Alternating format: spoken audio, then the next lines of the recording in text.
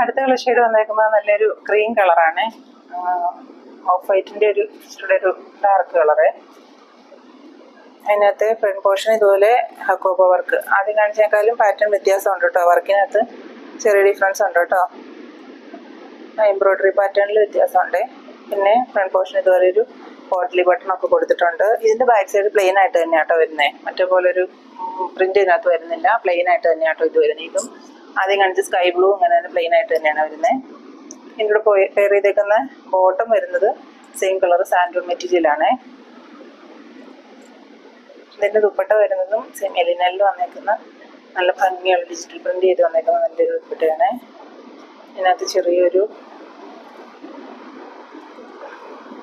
Ash കളറും ഒരു peach കളറും ബ്ലാക്ക് കളറും ഒക്കെ കൂടെ മിക്സ് ആയിട്ട് വന്നേക്കുന്ന നല്ലൊരു ഡിജിറ്റൽ പ്രിന്റിൻ്റെ ദുപ്പട്ടയാണ്. നല്ല ഭംഗിയാട്ടോ കാണാനായിട്ട്.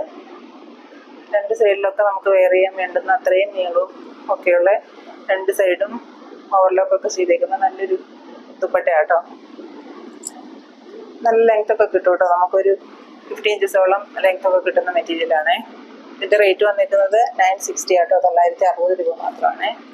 അടുത്ത കാശിയിലാണ്.